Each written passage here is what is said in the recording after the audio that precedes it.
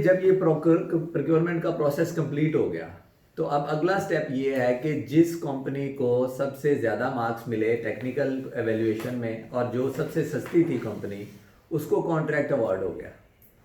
Contract award होने के बाद उसने उस पर काम करना है। अब एक कंपनी ये समझती है कि भाई ये तो गवर्नमेंट ने जो कॉन्ट्रैक्ट की एवेल्यूएशन की है ये तो अनरीजनेबल थी, या तो इन्होंने इनको अनड्यू फेवर दे दिए, या ये तो कंपनी क्वालिफाई ही नहीं करती थी, या मुझे जो इन्होंने मार्क्स दिए टेक्निकल वैल्यूएशन में वो मार्क्स ही दुरुस्त नहीं दिए, यू नो। तो यहाँ पे एक और बात हो गई कि देखिए हमने एक प्रिंसिपल पढ़ा हुआ है जो मास्टर सर्वेंट रिलेशनशिप वाला, कि प्राइवेट कंपनी में अगर बंदा किसी को कोई फायर कर दे तो उस कंपनी में आप उस बंदे को दोबारा हायर नहीं करवा सकते, उसके लिए सिर्फ रेमेडी है डैमेजेस की। लेकिन पब्लिक सेक्टर में ऐसा नहीं है। पब्लिक सेक्टर में क्योंकि सरकार का पैसा है, तो अगर किसी को कोई डिस्क्रिमिनेशन करते हुए या इलीगली टर्मिनेट करता है तो जो कोर्ट्स हैं उसको बहाल भी कर सकती हैं, रीइंस्टेट हो सकता है। तो इस फिलॉसफी के तहत जो बंदे को गवर्नमेंट ने कहा है ना कि जी हमने आपसे काम नहीं करवाना, तो वो ख्वाहिश पे गवर्नमेंट नहीं कर सकती कि जी वो कहेगा, सेक्रेटरी साहब कहें जी मुझे तो ये कंपनी पसंद ही नहीं है लिहाजा इसको निकाल दें। ऐसा नहीं है। उन्होंने उस एवेल्यूएशन क्राइटेरिया के अंदर रहते हुए they have to be fair, transparent as well as they have to justify every point. तो वहाँ पे अगर किसी को गलत निकाला जाता है तो ये पेपरा रूल्स के अंदर एक प्रोविजन है, रूल 67 पंजाब वाले पेपरा में, कि जो एग्रीव्ड है या ग्रीवेंस जिस कंपनी को हुई है वो उसकी ग्रीवेंस लेके जा सकती है। उसका जो मैकेनिज्म पेपरा लॉ में दिया गया है वो है कि गवर्नमेंट एक evaluation committee, grievance evaluation GRC जिसको बोलते हैं, ग्रीवेंस रिड्रेसल कमेटी जो है वो एक अपॉइंट करती है, जिसको वो जो है अपना जो कंपनी क्या कहना चाहिए प्रेजुडिस हुई है उस डिसीजन से, वहाँ पे वो अपनी एक ग्रीवेंस फाइल करेंगे।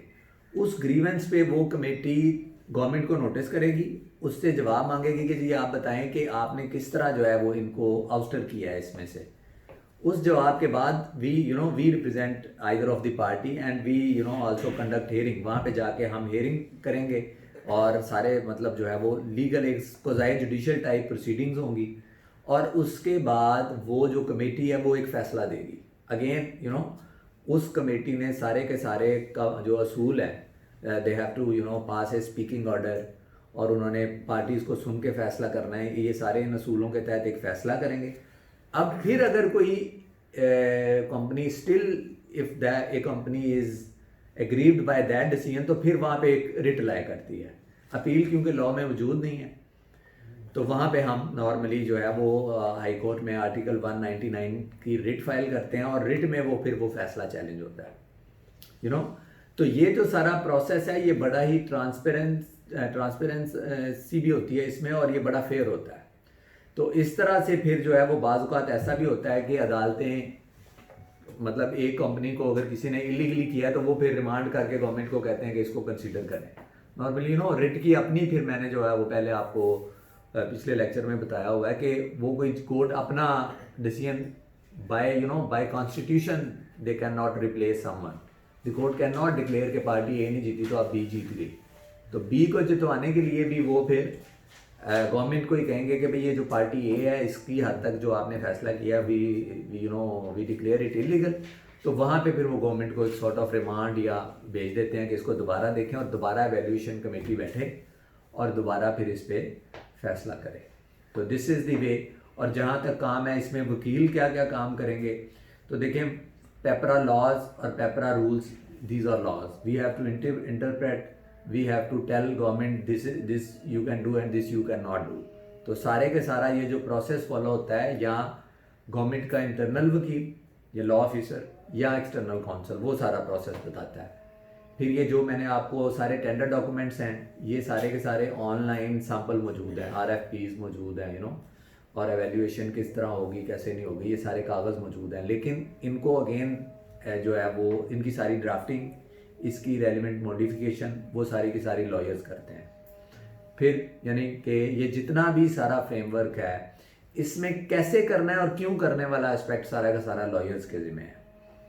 और ये जो आखिरी इससे रेलिवेंट बात ये है कि ये ना लॉ कॉलेजेस में ही प्रोक्योरमेंट का लॉ पढ़ाया जा रहा है, और ना ही मैंने जनरली जितने भी अपने स्टूडेंट से पूछा तो उनको नहीं पता होता। वेयर एज ये एक large segment of the practice जो है ना, वो इसमें लॉयर्स जिनको काम ये आता है वो ये काम करते हैं। और जिस तरह से मैंने पहले कहा कि जितने भी गवर्नमेंट के फंड्स हैं सर्विसेज और गुड्स से रिलेटेड, वो सारे के सारे इसके थ्रू ही होना है। तो ये एक बड़ा लुक्रेटिव क्या कहना चाहिए साइड ऑफ प्रैक्टिस है, इसको एक्सप्लोर करके सीखना चाहिए और इसमें यू कैन सर्टेनली एक्सेल।